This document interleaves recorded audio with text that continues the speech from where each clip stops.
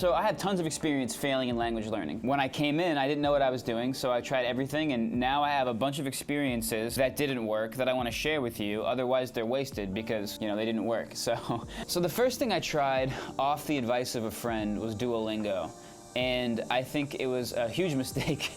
Coming from traditional language learning, it makes sense. Duolingo makes sense. It's like you drill, you fill in the blank. It's very heavily influenced by people who subscribe to traditional methods. And the more I did it, the more I thought to myself, if this works, it'll be magic. It seemed to me I wasn't really getting a general understanding of the language through Duolingo. It seemed like I was just memorizing. And the way I thought about it in my head was like, how am I gonna memorize a whole language? How am I gonna memorize every grammar rule, every sentence structure, every vocab word?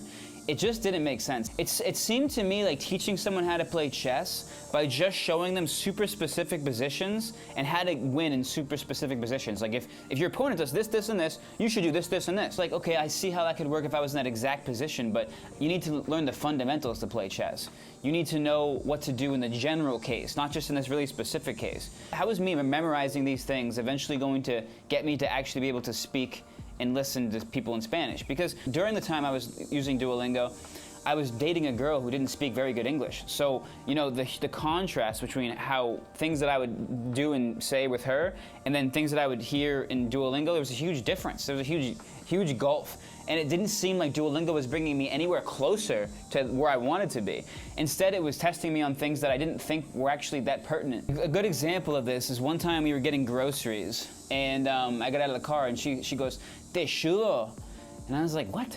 Te chulo? What are you saying?" I had no idea what she was saying. I was almost angry because I was like, "This wasn't in Duolingo." What she was saying was, "Te ayudo." You would never see that in Duolingo for a few reasons. One, it means like, can I help you? But usually you'd see on Duolingo, te puedo ayudar? Like, very formal, something you don't normally say to your friend.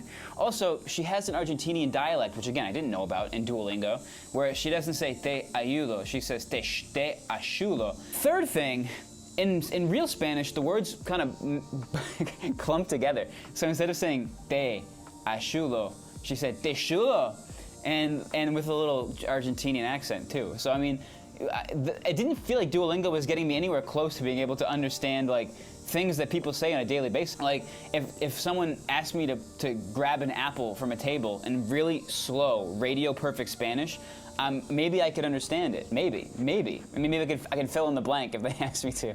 But